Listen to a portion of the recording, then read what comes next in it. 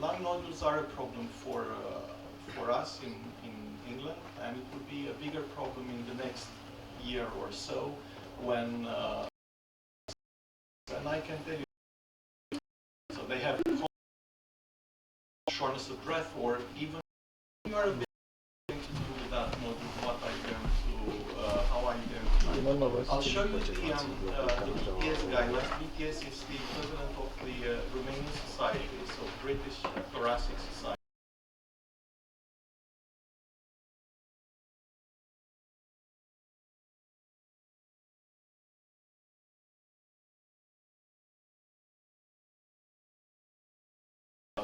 Nobody's asking the patient.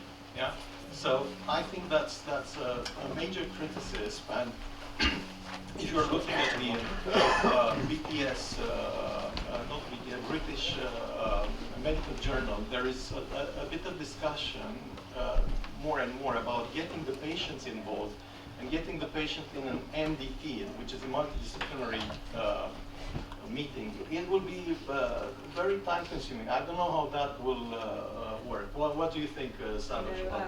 I mean, getting the patient into that, there's a lot of the shopping model. So they say, well, if we have a company called Next, they say, or Next says, order by midnight and delivery by 9 o'clock. So patients have that in the back of their mind, that if I want something, it has to be done immediately. And again, they also have many other needs and questions.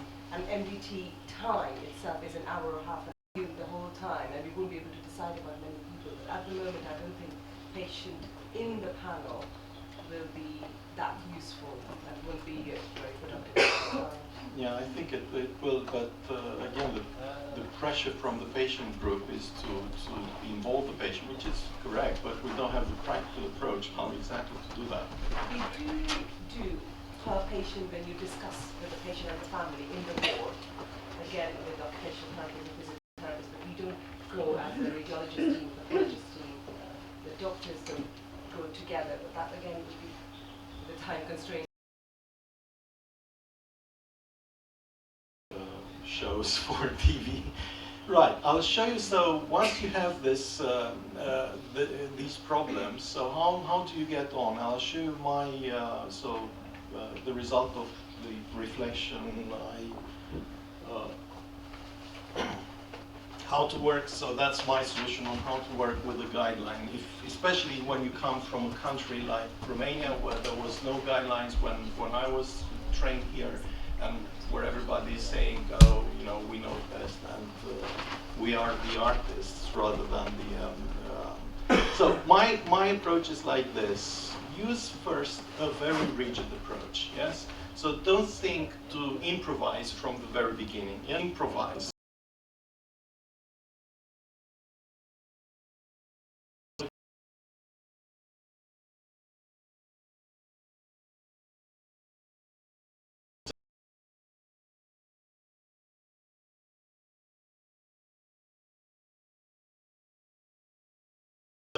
And if your patient is so unique, do write a case, you know, publish probably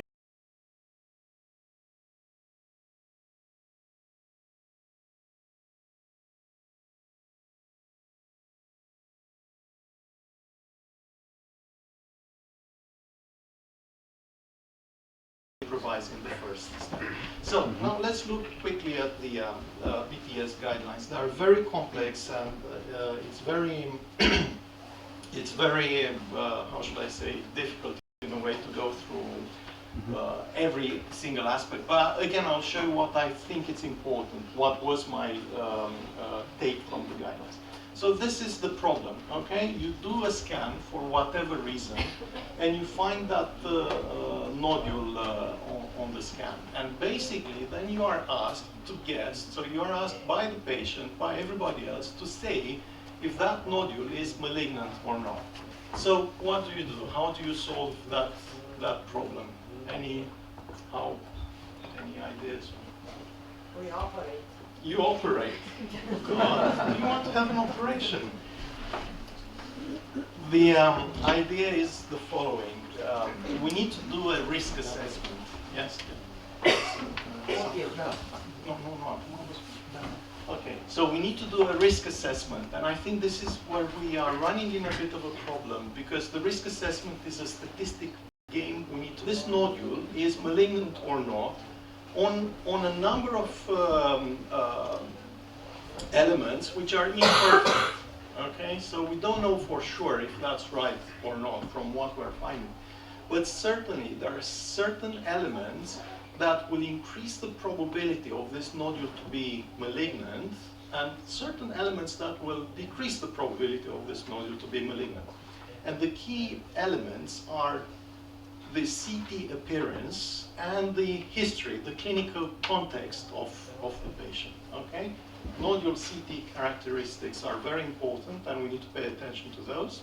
And the clinical history. Okay? And I'll show you how, by trying to answer some specific questions, we can get to a degree of probability where we're confident, more or less, that the nodule is malignant or is not malignant. So the next theme, from a number of sources: incidental finding, cancer staging, cancer follow-up, screening, and you get the nodule on the scan. And the key thing is this risk assessment. The risk assessment will put you then on a number of pathways, which mean, so if it's benign, clearly you'll discharge. You can do a CT surveillance, which is, again, important, but how do you do it to be very efficient? You do other imaging tests, you do a non-surgical biopsy, you do surgery, or you treat without knowing what the nodule is, which is not the desired outcome. Okay, so let's move to the next slide. The questions we need to answer are the following. So what type of density are we seeing? Because that's important. If the density, depending on the density, the probability will change whether the nodule is malignant or not. What is the size of the nodule is very important, and now it's more important what the volume of the nodule is. Yes, so Savage, you'll maybe show some pictures and go a little bit more into that. What is the clinical risk of malignancy, which is important? How frequently we need to scan for surveillance, yeah? And then if it grows, what to do next? And the other thing, the other question I put is how one should organize the service to be standardized. So let's look at the first question. So what type of density? Next slide will show you that if you have a solid nodule, you have on a different, you go on a different pathway in this protocol. So let's move on to the next one.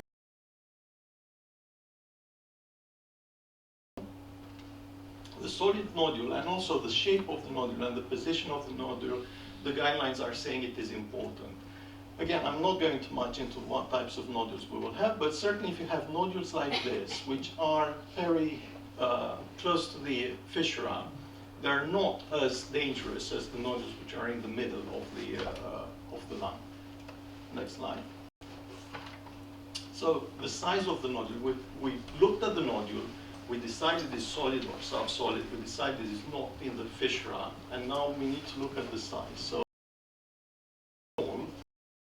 defined below 8 millimeters, then you go on a surveillance CT, so you don't really need to worry too much immediately about that nodule. If the nodule is bigger, yeah, so if the nodule is bigger, you go into a risk assessment, and then you do a PET CT, which puts the risk either below 10%, which then puts you on the surveillance arm, or if it's 10 to 70%, you see numbers, you go on the CT guided or image guided biopsy. If it's more than 70%, you go and do an excision. So it's only after you reach that probability, you actually go and do surgery rather than for any nodule that we see on the scan. Any questions? Okay. Let's move to the next one. Professor Nodule, when just physician or the access to The access to this PET investigation CT, is yes. easy? Yeah, it is much easier than here, but it's based on a decision that the MDT will take. So once you have that nodule, this is what you have to do in your mind as a chest physician before you put the patient to multidisciplinary meeting. But most of these nodules are discussed at the multidisciplinary meeting where we have the radiology, we have the oncology team, we have the surgeons, and then based on that, we'll decide whether the nodule is approachable by CT guided, PET, and most of the patients now will get the PET CT straight away. Mainly replace the PET CT because of financial problem with CT with contrast All the CTs are done with contrast. to see the And it won't replace so the probability information you get with the PET CT is not replacing the probability you get with the CT scan. And the CT scans are always done with contrast, and it's also from the beginning. so if the patient comes with an incidental finding on a high resolution CT, then he goes to a contrast CT. Yes, and it's chest, abdo, pelvis. And maybe we can see the increase of the density because of vascularization in malignant. So let's move to the next one. What is the clinical risk of malignancy? So the clinical risk, how do you get the clinical risk? You take the history, you examine the patient, you make your mind whether the patient has a risk or not. BTS gives you now a calculator. So you have an online tool which you can use to calculate the clinical risk. And this is the slide from the BTS. You put in the elements that the tool considers to be important, so age, gender, family history of lung cancer, presence of emphysema, and that gives you a risk in percentage, yes? And if you are below 10%, you can relax. If it's above 10%, you need to go on the investigation arm. So this is the standardization that BTS could come up with, and it's available for everybody to use. It's free online. Next slide. So how frequently do you need to rescan for surveillance? So say we have this nodule which is between 8 and 10 millimeters. What do you do with that? The guidelines are giving you some, you'll see boxes and lines to work, and again, complex slide, but the key thing here is you need to do a scan at 3 months, so you don't need to do a scan immediately because that will not show much. Yes, if you do a scan today, you do one in 2 weeks' time, it's useless. So first scan at 3 months, the second scan, which is the most important one, is at 1 year, and then depending on what you find and how the nodule is, you go and scan second year, and if the nodule is subsolid, now they say the third year, the fourth year, and the I think there is a fourth year. So more scanning for the subsolid nodules. That's all what you need to remember from that slide. This is the slide for the subsolid. So see, actually more difficult to manage, and the patient will need to get more scans, I'm afraid. Next slide, please. We'll try to answer now. You've done the scan at 3 months, yes, you've done the scan at 1 year, and the nodule grows. And you'll see when you survey the nodules that some will grow a lot, some will have a small growth.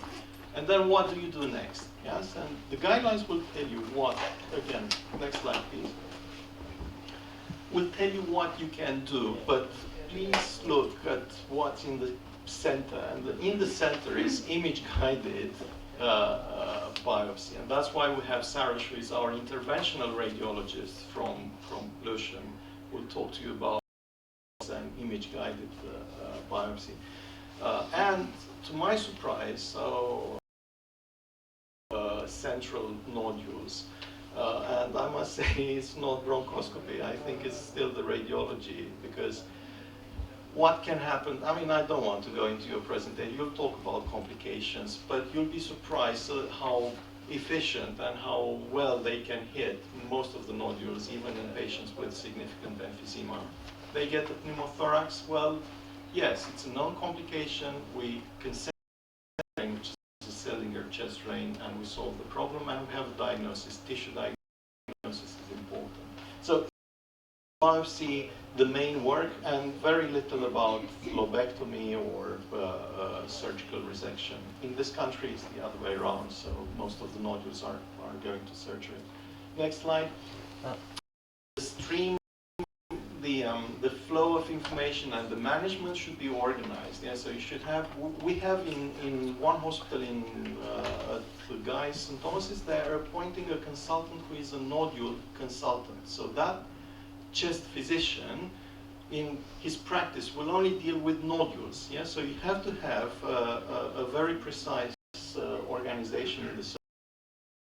The thing to stress about that is the importance of multidisciplinary team approach. So don't work only as a single-handed practitioner, but try to get the oncology, try to get the radiology on board. People who have an interest, like Saroj, and we have two interested radiologists in chest. It's very important.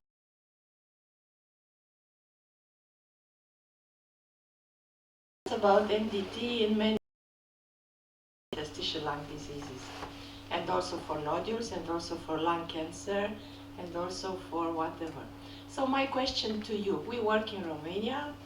We are quite busy. Probably your nodule consultant is physician emigrated from Romania, who doesn't work any longer.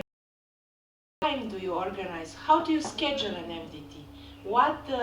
How much time do you spend during an MDT? How frequent you do this? So we never have this time. Never.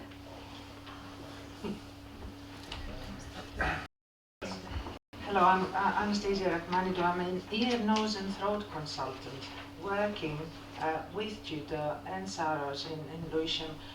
Don't have and I emigrated too, and I understand where you're coming from, and you think, well, we don't have time. No one actually has time.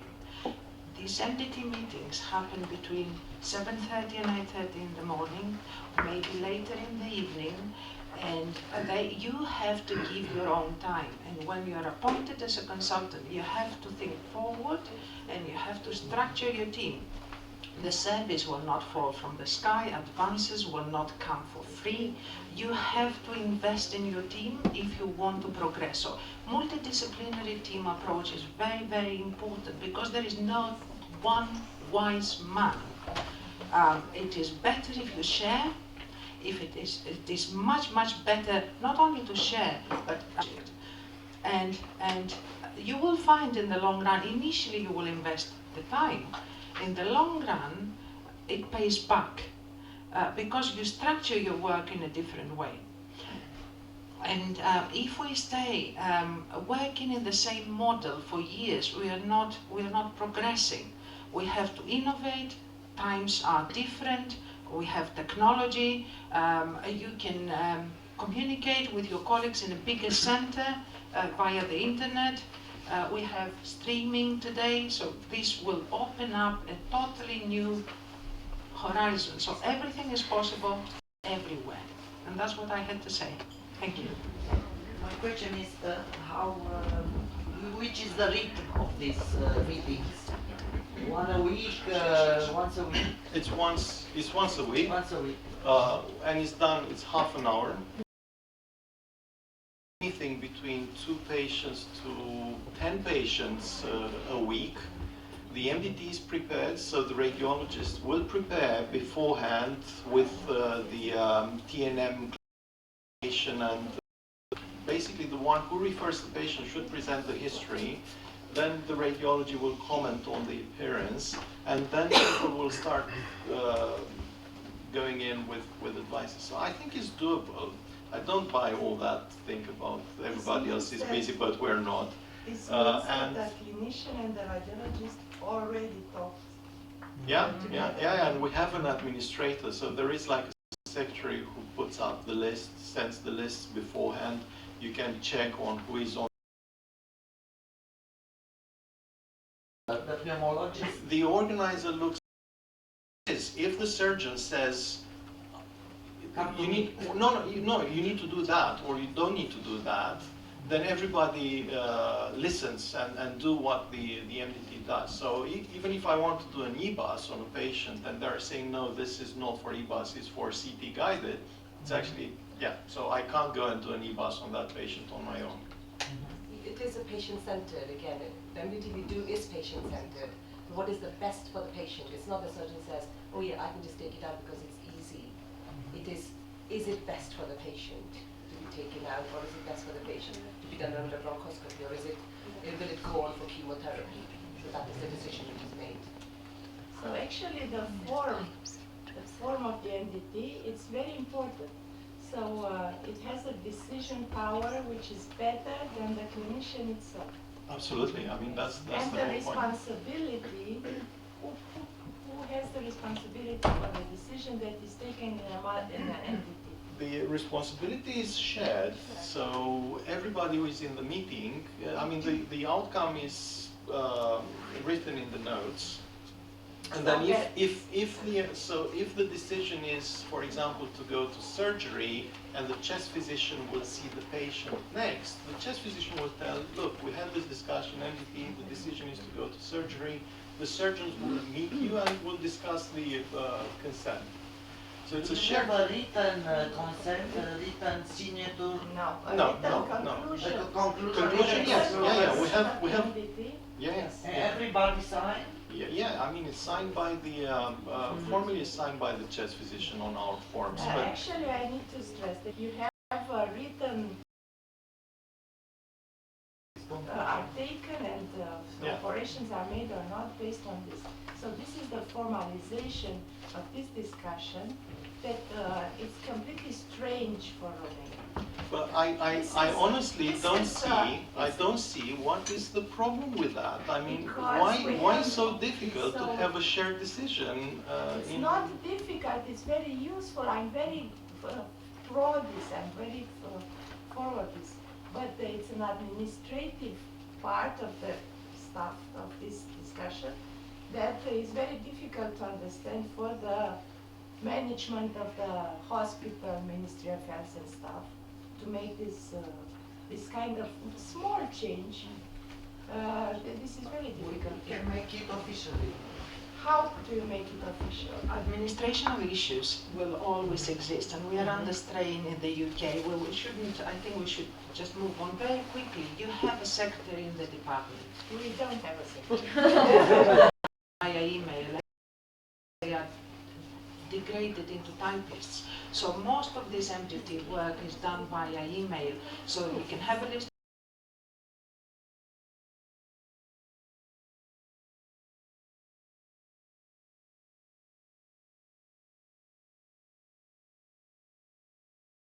Right, as explained, when we look at a nodule, and as you're saying that the moment you look at a nodule, you want to take it out because the patients are informed that any nodule is a cancer. But that is what we're going to try and help you decide how you can make a further informed decision about one nodule or another. And even before I start, how many of you look at your own CT scans? Okay, so quite a few of you. But just for the benefit of residents, because I'm a radiologist, I thought I will show you very briefly what we as radiologists look at, the scans.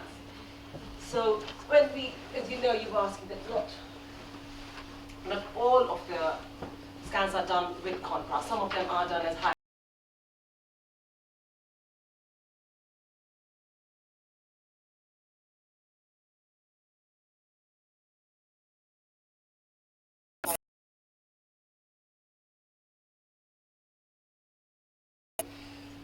And it's only just started, but it has been mentioned in the guidelines as to what we will be doing and what is expected to. So according to the guidelines, contribution diagnosis of the etiology of a nodule in the previous to 1 year.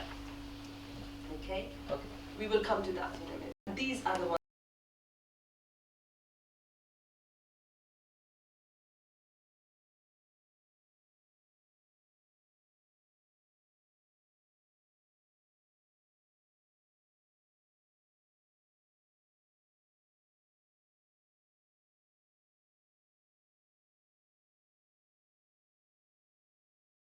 5. So in the flash, were you using the Flasher Society guidelines before?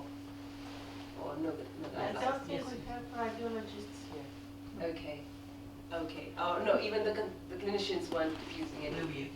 Yes, so Flasher Society. Yes. So the size cutoff was 4 millimeters and above into non and smoker and non-smoker, but now it's gone from 5, and the major number is 8 millimeters. So again, for this nodule, which is here, we can see the nodule characterization. Will you be able to tell whether it's a cancer or non-cancer nodule? No, you can't tell. So what do you do next? You have that dilemma, what to do next, and that will come with the features as to how you can decide and do what we have to. So if with the new features, we are following the clinical radiological model because it is more than 8 millimeters. And to the next slide. So here, for this one, was it cancer or non-cancer? Much easier. Much easier to say because it ticks all the right boxes, saying, well, it is a big nodule, it is in the lung apex, and it is spiculated, as you said before, and is indenting the increase, and I have another slide later on coming up. But as for the previous nodule, whether it is malignant or benign, we have other characteristics to show. So now with these guidelines, it is trying to inform more clinicians and to show the characteristics as to which nodules you just need to follow. You will follow CT. And the PET-CT is started off if there is initial risk of more than 10% on the Brock model. And if, as you understand, it is just the uptake of the activity of glucose in the tumor cells. And we can see that higher than inflammation as well. But if the lesion is smaller than 8 or 10 millimeters, then the uptake is not very high. And again, you're stuck as to whether it's cancer or whether it is not cancer. Next thing that is not usually done, but I have this slide from as you were saying, give contrast enhancement. And do you use this nodule characterization with dynamic contrast enhancement? So this is something we don't always use, and we can use it for the carcinoids, if so that is a malignancy.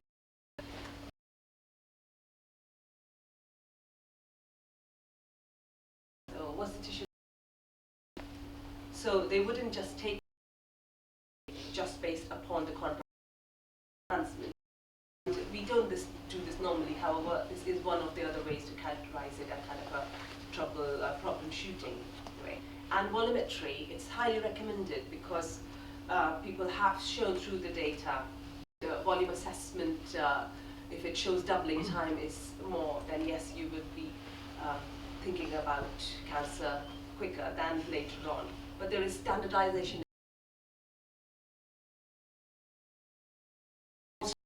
They have somebody who's dedicated nodule consultant. So, and we don't have nodule consultant, and I think we have not started that yet. And also, well, new Flasher Society guidelines are coming through as well, so that may be a bit less complicated. We don't know what the assessment for the feasibility of CT biopsy is. So, we will do the question and answer. You read. Okay. Now this. Repeat the English term. Sarcoidosis? No, sarcoidosis is the fissural beading. So in the fissure, yeah. Fissura, Yes. the fissural beading as in Ah, the necklace. beading, thank you. Okay, right. Now, what do you think of this?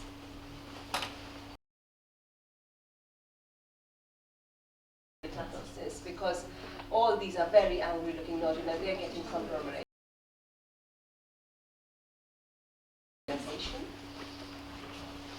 Then again, we look at the sizes of nodules.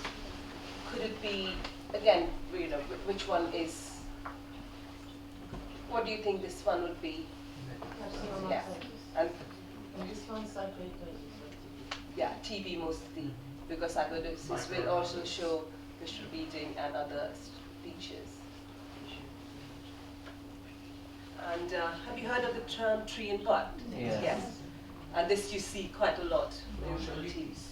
Yeah, yes, for all bronchiolitis. But here, because it's upper and upper and mid again, but it's quite common for TB, and that's what we will treat this patient for.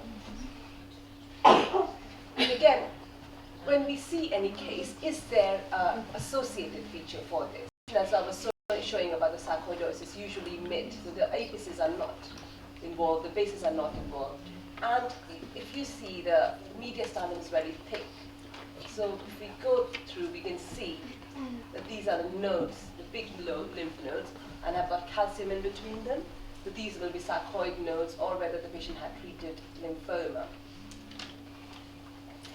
Or if you're looking at a nodule in your clinic, would you know what that would be if it has got a vascular connection? Pulmonary AVM, yes. So that's so if you see a nodule, just don't say, oh, should we operate straight away? Look through the associated features. Is there anything else we can find to characterize them any further? So how do we assess? Again, one of the nodules in the beginning which I showed, we don't know is it cancer or not, and how do we go ahead with that?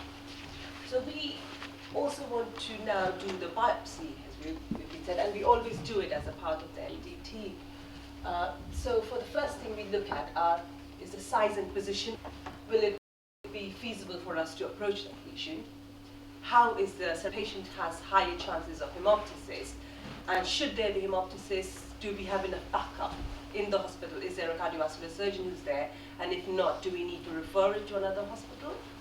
What is the patient's lung function? And last but not the least, is that what's going to be the patient's choice? The lung function is all done by the chest physicians, and then and that is the most important thing we ask them. It's whether, if the patient gets a pneumothorax, will the patient be able to tolerate it? So let's show you the next CTs. Now this patient, what do you want to go and do with them? Transbronchial biopsy. Okay. So you would like to do a transbronchial biopsy because you want to see whether you get tumor cells. And in this case, yes, you will get some cells because this is quite large, quite unpleasant to do transbronchial biopsy, and sometimes you may not get the samples. What we can do is we would assess, if it is given in the MDT as a radiologist, whether we can access it through the CT scan and do a percutaneous biopsy, that is through his chest wall into the lungs. And then I would see, what we worry about, even we will go through the procedure as how it becomes.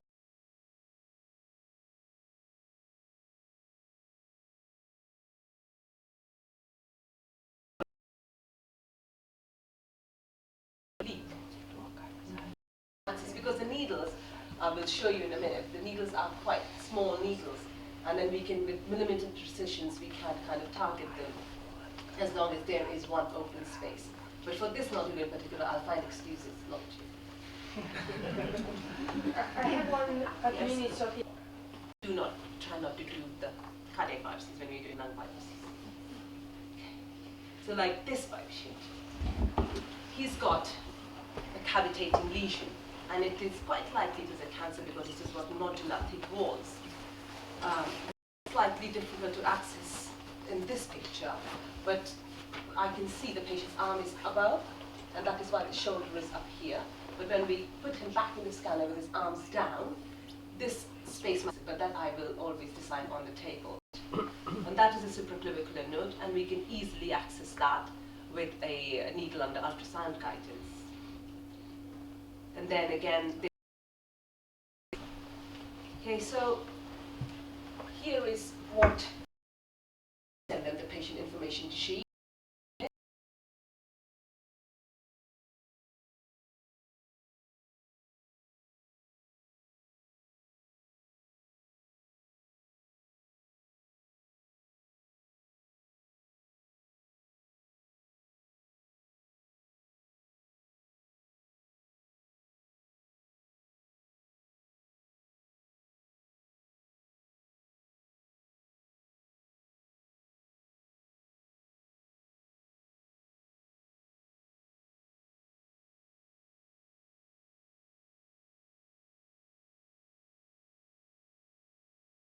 out towards me so that I can talk to them, and every time through the soft tissues. And still, while it's just in the soft tissues, you will see, can you see the needle tip here? It is still just at the soft tissue, because you have to check every step how you're going in and how deep you are, because you don't want to go places you don't have to. So you check every step, you check it on this window. Yes, you insert it slightly further in, and he said, yes, you're still right. Still going on, and then you make a skin incision with the scalpel, very shallow, just through the skin, so it allows the needle to go in. And then the needle which I'm sending it, which is going through, you put the needle through the skin surface, and when you put that, you take another picture. So can you see the needle? Mm-hmm. Yeah. So that long needle is in, but it's still not hit the pleura. And you see, it doesn't have to be vertical. It's better to be vertical, but sometimes, and the needle with its weight as well tilts because it's a very long needle. And if you see this blackness, that shows you the trajectory of the needle. So we get through there. He said, yes, it will be in the right direction. Just reconfirm that on a different window. And then gets through the pleura.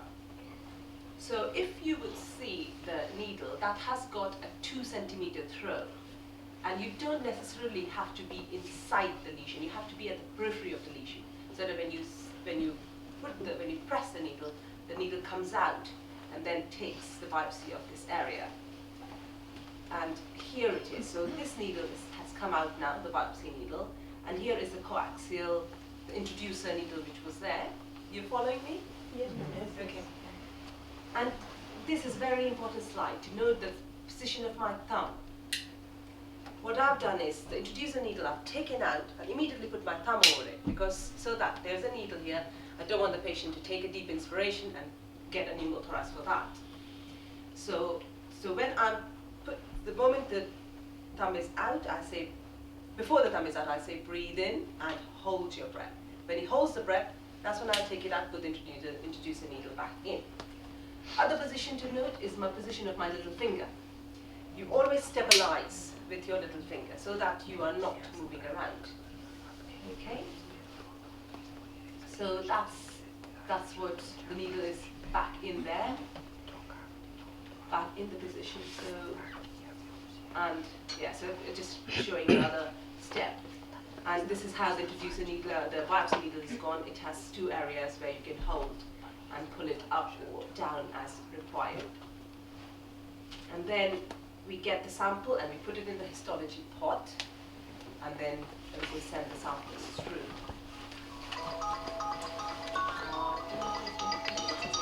So yeah, this is how it goes through. So this is how we do from here to there. That is what the happens. Now, as we were talking about, that it does cause hemorrhages. So this is how the nodule, so this is not one of my bugs, obviously. One nodule, which is here, before the biopsy, and this is it after the biopsy. So can you see all these areas? The ground glass change. Now this wouldn't need a nodular assessment. That ground glass change is because it's all hemorrhage. And that hemorrhage will resolve. So we don't have to do anything about it. And the patient had a small bout of hemoptysis and it stopped. So we were not worried, and we sent and discharged the patient as normal. This nodule, which we saw in the beginning, again, this has become slightly more denser. Can you see? It's got more whiter than the periphery which is here. And that is again because there was a bit of hemorrhage after the biopsy. And here is a patient with a pneumothorax, and it is this one. Yes, we did the back approach. Yes, it was I've just taken the images after biopsy because the front, as you say, is quite a long way in. It did open up as he slept. And here again, there's a small pneumothorax, but that pneumothorax was absorbed show you the ultrasound.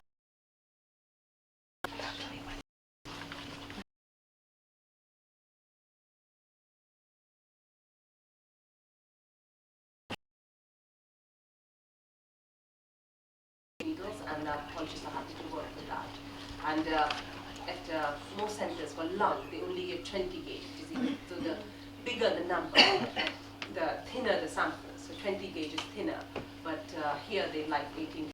We haven't had more chances of pneumothorax with 18 or 20. The distance to the skin to the leg, calculate.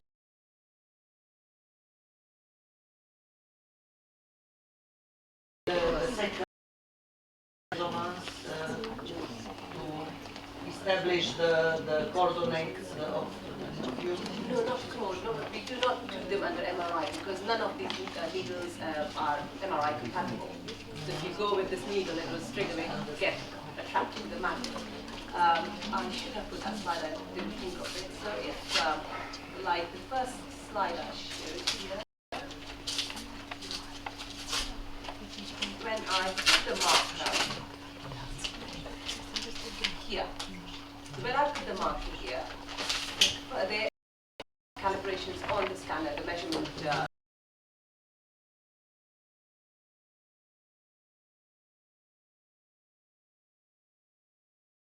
First read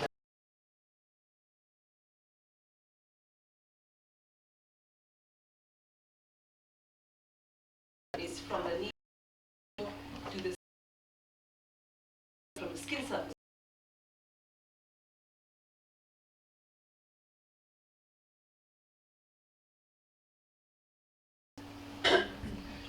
Nobody got scratched so far.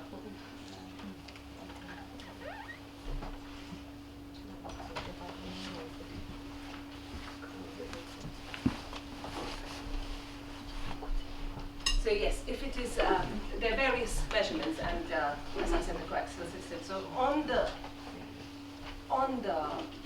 form itself of the needle, it shows you how long. So it says 1822.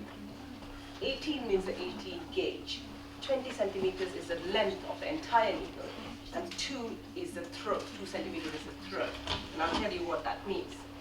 That is not this needle because that is more expensive, and they won't give me that. So I brought the cheaper version, which is this we use in other as well. So when it says, so this needle has a full length, but this is actually 18 centimeters, so not that small. This is the whole length of the needle is 18 centimeters. And the introducer needle is the one which goes. So this is a needle which makes a difference because you see this is only around 5 or 10 centimeters. But when, and that is the hub where once I measure, okay, so this is the measurement, say in this patient, the entire measurement was, say, 7 centimeters up to a nodule. I may have to use a longer nodule.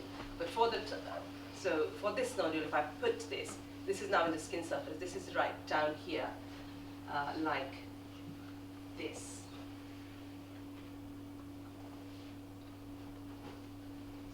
So like this. Then when I put the biopsy needle, what happens is the biopsy needle has a throw. So if you see, this is a tip here, and that much of the throw is there. So it has 2 centimeters more that it can go in the tissue. And that's when I put this one in. Even if my needle is here, when I shoot the gun, it will just go to here and cut.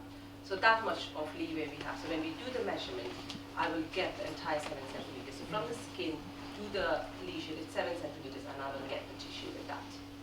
Does that answer your question? Can you cross large vessels with this kind of needle? We try not to. We try not to. That is why we pre-assess, like the sample as I was showing, the one which I would ask you to do a plus or a bronchoscopy. Yes. So for that lesion, we would try not to, and yeah, yes, like for this here, if there is a lesion, if there is a vessel here, and you're not able to do the biopsy, we will try and go posteriorly, so we try and prevent crossing the vessels, and that is why we have these enhanced CTs to see where the vessels are near the lodging. Yes. How exactly do you stabilize the needle on entering, that is? Because you say that you take more pictures to see step by step entering Yes. the needle. How exactly do you stabilize the needle? The needles are in the patient's soft tissue. It just holds it. It just You just leave it there? Yeah. And Yeah. So that is again the beauty of the coaxial technique, because the first, just to introduce a needle, has a cylinder part, then another needle part. So I will put it there and leave it on the patient's body surface, and the patient will be going through in and out of the scanner. Thank you. In and out of the scanner. won't that make the needle tip off, or It do you put something on anything? No, we don't. Because the needles which we use are not, we have chunky, not even if you don't have chunky patients, the needles are light enough to stay. And as I showed you, in this one, the needle tilts a little bit, but you can always straighten them back up, and you give it enough. So the first... So you don't put your hand in, right? No, definitely not. Oh, definitely not. No, I like my hand. So you are worried about radiation, right? Radiation. Yes. Yeah, no, not at all. I'm always out. Out. Oh, Always. yes, I'm always out of the field. So the first, when we are checking the position, this one is a small needle. This is just the injection needle. So this doesn't need it. And here as well, it's not open. What I do, that is another very small but important thing to tell you, is I cover it with lignocaine. So I fill it with lignocaine so that this one doesn't have a hub on top of it. And the patient is not breathing the air in as I am standing out. So I'm not holding the needle there. And again here, as the patient goes in, so here, when you see the big long needle through, there. See the long needle through? I'm not holding it. It is far in, and it is holding itself. The needles you don't have to take very long, so that is why you don't have a very long, heavy system on top. You have light needles which will hold. Some needles which are, some patients, if you have to go higher through the chest wall, yes, that is a problem. And we used to use that at Passport. We would just put some, I think some tissue, very technically, I think soft tissue, some swab, yeah, wet swab. So? What, wet swab, how would you? Gauze. Gauze, wet gauze. Compress. Yeah, so, yeah, wet gauze just around the needle so that it stays straight. So you put something. Yeah, if needed, but usually we don't. Not her head. Oh no, definitely not my hand, no. We are quite far away from that. Any other questions at all? So Saraj will be here for the workshop from 11 o'clock, and we can discuss further technical details. I think it's important to work with our radiologists to get the intervention done. So thank you very much. Thank you.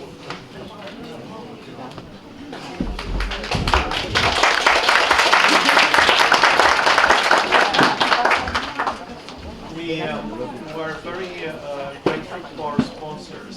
So the next presentation will be a sponsored presentation by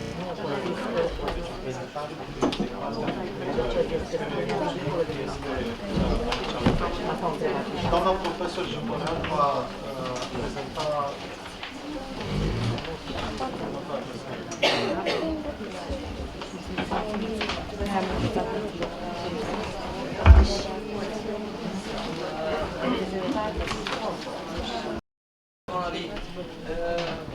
Nodule to COPD, another important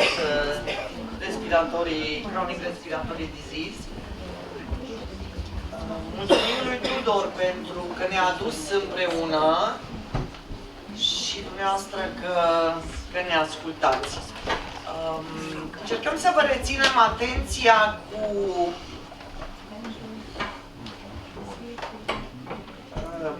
cel mai important moment din existența pacientului cu PPOC din punctul de vedere al evoluției cu exacerbarea PPOC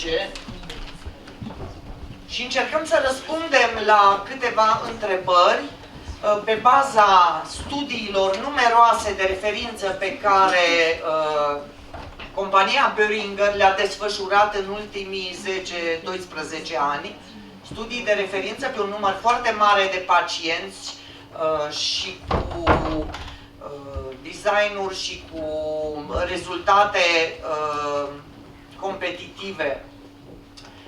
Rezultatele acestor studii și-au găsit locul în ghidurile de diagnostic și management pentru PPOC. Și încercăm să răspundem la întrebarea dacă exacerbările pot fi prevenite și dacă da, care este medicamentul cel mai potrivit și momentul în care acesta trebuie introdus. Și sigur că ne vom referi la beneficiile tiotropium al companiei Boehringer, beneficii, după cum o să vedeți, de lungă durată, nu numai pe simptome, dar și pe prevenirea acestor exacerbări. Știm că exacerbarea BPOC este un eveniment acut care evoluează cu creșterea în dispnee, tuse, purulența sputei și care intervine peste variațiile de zi cu zi simptomatice ale pacientului. Putem asocia, de fapt s-a asociat exacerbarea BPOC cu atacurile asmatice sau cu infarctul miocardic. Din păcate, de multe ori aceste exacerbări nu sunt diagnosticate și nu sunt considerate la adevărata lor gravitate. Și avem aici scăderea funcției pulmonare, să zicem, obișnuite, cu aproximativ 25 de mililitri pe an. Uitați-vă la pacienții cu BPOC, această scădere a funcției pulmonare este cu atât mai mare cu cât crește numărul de exacerbări pe an, putând ajunge la 60-90 de mililitri pe an la pacienții cu 2 sau mai multe exacerbări. De fapt, fiecare exacerbare aduce plus de inflamație, plus de degradare morfologică, degradare funcțională și, bineînțeles, simptomatică și de multe ori recuperarea nu se produce la nivelul la care am dorit, adică anterior de momentul de debut al exacerbării. Exacerbările nu sunt numai apanajul stadiilor avansate. Uitați aici o evaluare pe 37 de studii ne arată faptul că exacerbările sunt prezente încă din stadiul 1 gold al BPOC, pentru ca în stadiile 3 și 4 să ajungă de 2 ori sau chiar de 3 ori mai frecvente. Și acest slide, care desigur îl cunoașteți, este foarte, foarte important. Este un grafic rezultat din studiile longitudinale, Suisa și colaboratorii, publicat în 2012, deci de dată recentă, care ne arată ce se întâmplă cu exacerbările în evoluția pacientului cu BPOC. După o anumită perioadă, să zicem, de stabilitate, apare prima exacerbare, după care intervalul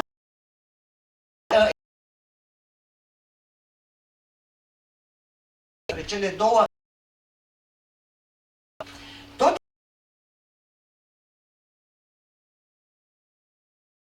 mii de pacienți a arătat faptul că durata medie de viață,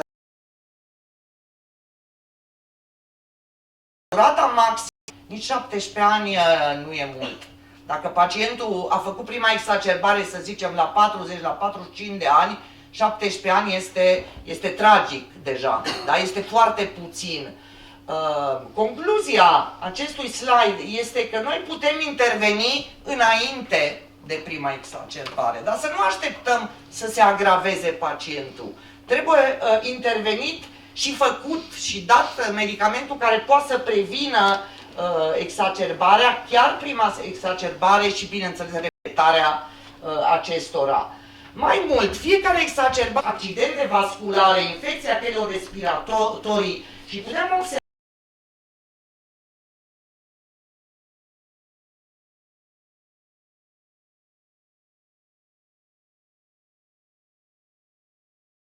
este introdus. Trebuie să ne bine Avem criterii aerian.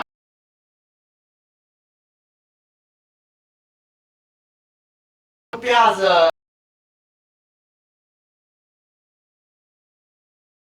3-4. Da? Și reamintesc doar atât că acest chestionar nu se utilizează, nu știu de ce, pentru că este foarte comod, pentru că de fapt ne face noua anamneza, da? Ce ne zice chestionarul? Cât ne spune dacă pacientul are tuse, expectorație, disnee, o presiune toracică, nivelul lui de energie, modul lui de a dormi, cum doarme, ce încredere are în dânsul de a ieși și de a-și desfășura o activitate normală. Da? Deci chestionarul CAT, dacă este sub 10, considerăm pacientul cu puține simptome, dar să știți că acest 10 se face foarte ușor din întrebările care spuneam. Așa că mare atenție să introducem și să utilizăm acest chestionar CAT, care de fapt ne ajută să caracterizăm mai bine bolnavii în pacienți cu puține simptome, dacă CAT-ul e sub 10, sau pacienți cu risc crescut și cu multe simptome.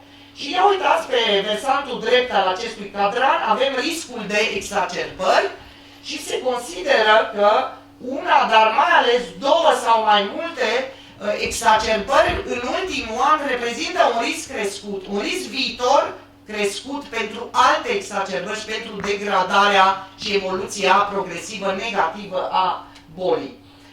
Pe lângă aceasta trebuie să considerăm acele comorbilități de care am zis deja câte ceva, să le luăm în considerare și ele, cu cât avem mai multe, cu atât pacientul devine un pacient cu risc, la care trebuie să intervenim cu medicamentul adecvat.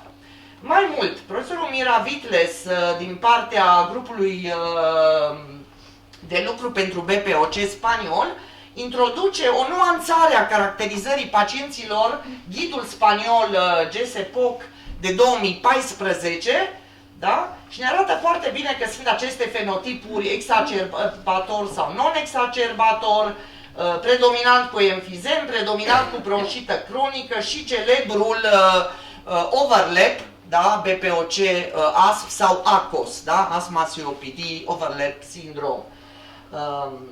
Iar ghidul Gold din 2011 încoace ne arată foarte clar obiectivele. Obiectivele nu se restrâng doar la tratamentul simptomatic, da?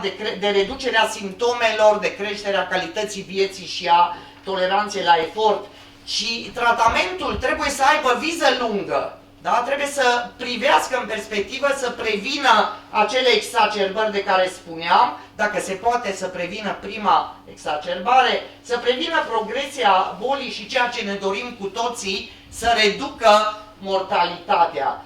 Deci când vom introduce un tratament, trebuie să ne gândim la riscul, să anticipăm riscul și să încercăm să reducem acest risc.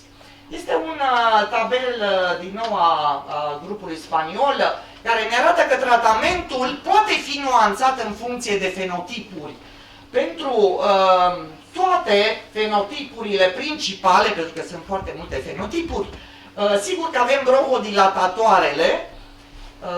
Pentru overlap asm BPOC vom introduce corticoizii inhalatori precoce, și pentru overlap-ul și pentru fenotipul cu bronșită cronică, la care putem să dăm și mucolitice și roflumilaz și putem da și antibiotice dacă ne aflăm în exacerbare. De când avem această abordare complexă a pacientului cu BPOC, din 2011 spuneam, încoace, și îmbunătățirea supraviețuirii a avut loc, tocmai pentru că administrarea tratamentului a fost țintită în funcție de grupele de risc și putem vedea, mai ales la grupul de risc crescut, grupul C și D, o îmbunătățire a supraviețuirii. În ceea ce privește tratamentul, ghidul Gold ne poziționează exact locul pe care îl are anticolinergicul cu acțiune de lungă durată, de 24 de ore, tiotropium. Da? Și îl poziționează, după cum vedeți, în toate grupele de risc cu simptome mai puține, cu risc crescut sau cu risc mai scăzut. Da? Deci tiotropiumul antimuscarinic cu acțiune de lungă durată, spre deosebire de alte bronhodilatatoare cu acțiune lungă care nu-și găsesc loc aceste grupe. Astfel că tiotropium spiriva este singurul tratament poziționat prin ghid, da?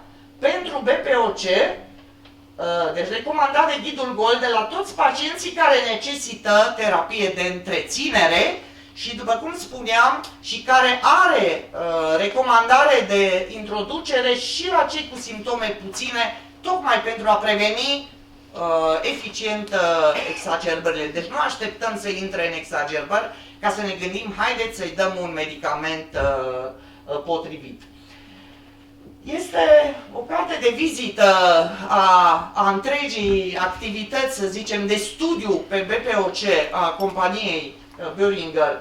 Sunt foarte multe studii, sunt numai câteva, dar sunt cele mai reprezentative, dacă pot să spun așa, studii importante cu foarte mulți pacienți, vedeți 6.000, 7.000, 17.000, deci mii de pacienți, pe durate lungi de timp, ani, 4 ani, 1 an, 3 ani jumate, da? Sunt principalele studii despre care s-a tot vorbit și care ne arată ce se întâmplă cu pacienții în viața reală. Deci sunt studii de faza 3. O altă calitate a acestor studii este faptul că pacientul, în momentul în care a intrat în studiu, putea să iei tot ce a luat până atunci. Deci orice alt bronhodilatator, orice corticoid inhalator sau altă categorie de antiinflamatoare, gen rofluminaz sau cortizonice. Și peste acestea s-a adăugat spiriva, tocmai pentru a se vedea ce aduce în plus tiotropium spiriva. Și foarte pe scurt, că știu că timpul e avansat, o să punctez doar într-adevăr beneficiile pe care spiriva le-a demonstrat în cursul acestor 10-12 ani de studii și mii de pacienți. În studiul Mistral, tiotropium scade frecvența exacerbărilor de toate severitățile cu 35% și tot cu atâta a exacerbărilor moderat severe. Mai mult, scade frecvența exacerbărilor indiferent de faptul că pacienții luau sau nu corticoterapie inhalatorie. Că așa ne-am putea gândi că poate că cortizonul a făcut antiinflamația și bronhodilatația. Nu. Putem observa că tiotropium peste acțiunea corticoizilor scade exacerbările cu 29%, iar la pacienții care nu luau corticoizi scade cu chiar mai mult numărul de exacerbări, cu 41%. Sunt studii de 2006, dar cu un număr mare de pacienți.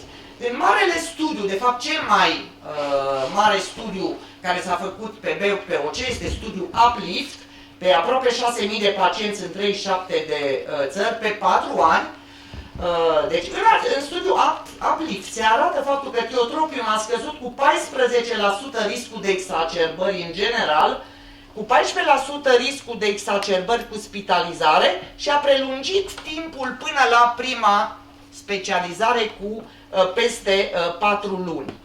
Iar în studiul POET-COPD se face o comparație directă cu alt bronhodilatator cu acțiune de lungă durată, cu salmeterolul, studiul head-to-head, și se poate observa că la un an de zile tiotropiumul reduce riscul de exacerbări față de salmeterol, reduce cu 28% riscul de exacerbări severe cu spitalizare, iar tânărul, 3-4 ani, da, tânărul frate al tiotropiumului spiriva este tiotropium respimat, pe care deja sunt convinsă că l-am folosit cu toții.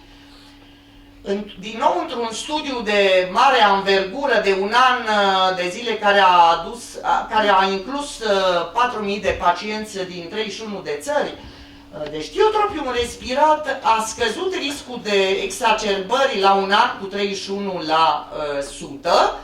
și cu 27% a redus exacerbările severe. Alte studii compară tiotropium cu indacaterolul studiul Invigorate a arătat faptul că indacaterol nu reușește să reducă la același nivel rata exacerbărilor față de tiotropium, deci nu a demonstrat non-inferioritatea față de tiotropium.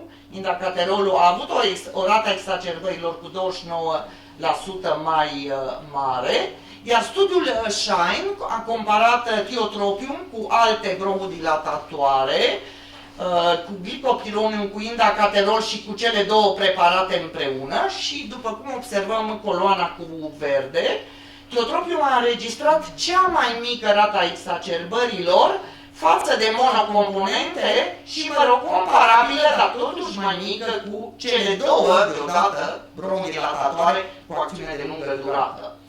În studiul SPARC, cam același lucru, dar alți autori, studii recente de 2013 amândouă, spiriva este superioară comparativ cu glicopironium în scăderea exacerbărilor, dar și nu există diferențe semnificative față de preparatele combinate, dar totuși tiotropium scade mai bine exacerbările.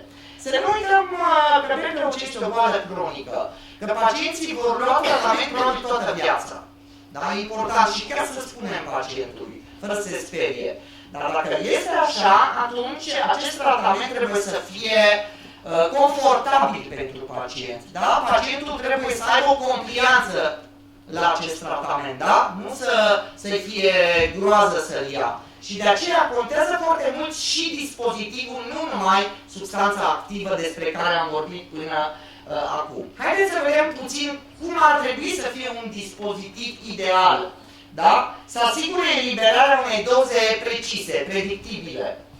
Să asigure depoziția particulelor fine acolo unde este boala, adică la bronșile mici, da? Departe, să avem depoziție pulmonară. Să fie ușor utilizat de diferite grupe de pacienți, inclusiv cei care au insuficiență respiratorie sau un flux inspirator mai scăzut. Să fie rezistent ca și dispozitiv, să elibereze cantități mici fără efecte adverse sistemice, da? Deci depoziția orală să nu fie foarte mare și nici absorpția, da? Să fie preferat, să le placă pacientului, da? Să placă pacientului și să poată fi utilizat pentru mai multe recomandări de boli pulmonare obstructive. Din fericire, pacienții au la îndemână două tipuri de dispozitive, da? Unul bine cunoscut este handyhellerul cu capsulă cu pudră uscată, o dată pe zi, tiotropium spiriva, da? Celălalt, spuneam că e copilul minune, respimatul, SMI înseamnă soft mist inhaler. Chiar frumos îi spune, soft mist, da? Care, fiind cu aerosoli, poate fi preferat de mulți pacienți, dar nu numai că poate fi preferat, dar într-adevăr are o depoziție excepțională prin pătrunderea prin mecanism și prin pătrunderea aerosolilor până departe, spuneam, la nivel pulmonar. Aici este o sinteză a unor studii care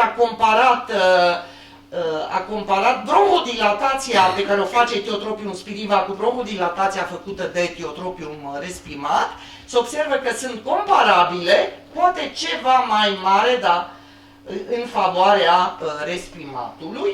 Iar aici un grafic care ne arată faptul că peste 1 micron și până la 5,8 microni, nivelul de micronizare, adică de mărime a particulelor aerosolizate, nivelul este optim pentru o depoziție pulmonară bună. Și aici avem un alt grafic care ne arată că depunerea pulmonară totală la respimat este mult mai mare decât la pressurized metered dose inhaler, spray-ul nostru de toate zilele, da? Chiar dacă acesta e cu spacer, vedeți? Semnificativ mai mare depunere pulmonară față de alte dispozitive cu aerosoli, da? în toate zonele pulmonare, centrale, intermediară, periferică. E adevărat cu depunere orofaringiană, dar nu avem decât să clătim gura, nu uităm să clătim gura. Sigur, cea mai mică depunere orală o are spacerul, MDI cu spacer, dar uitați-vă cât de mică este depunerea pulmonară, așa că mare lucru n-am făcut cu el. Bun. Alte studii scintigrafice ne arată într-adevăr că respimatul la un debit de 30 de litri pe minut, debit care îl poate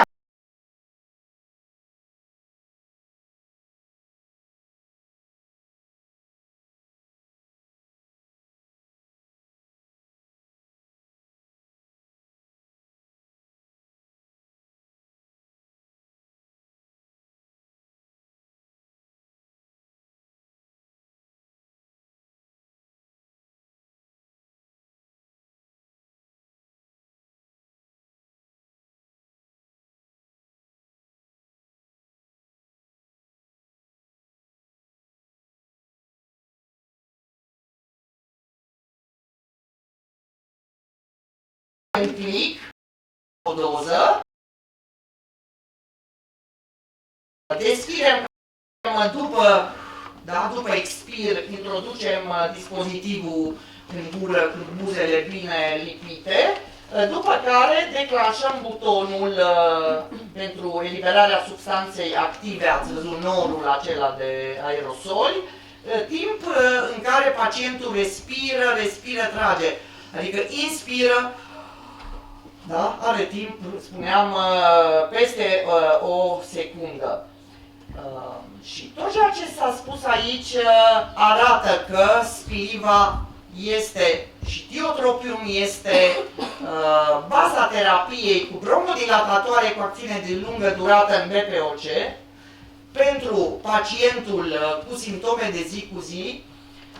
Și că toate aceste argumente se bazează pe studii, numeroase studii și numeroși pacienți care au intrat în aceste studii și care au produs dovezi de înaltă reprezentativitate, rezultatele studiilor, vă spuneam, apărând în mod oficial în ghidurile de diagnostic și tratament al PPOC. Mulțumesc!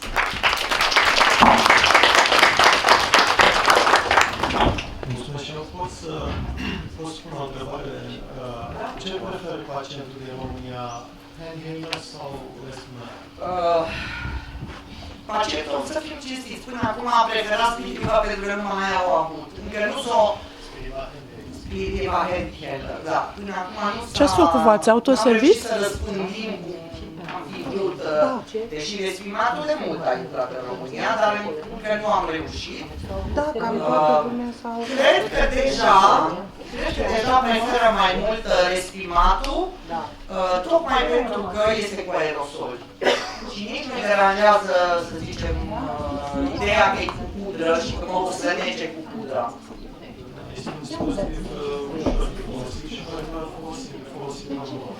Suntem cu o sferă de ore în întârziere, îmi cer scuze, m-am trezit eu mai ușor la dimineață, dar vreau să recuperăm un pic. Deci mergeți jos, vă rog, luați o cafea și după aia 10 minute să începem ateliere. Cine vrea ecografii pleurale, funcția CT condusă care a făcut-o Saroș, tubul de dren, vor fi toate trei aici. Este un atelier de ecografie pleurale și foarte important este atelierul de ventilație non-invazivă. Câteva care trebuie să le avem în site.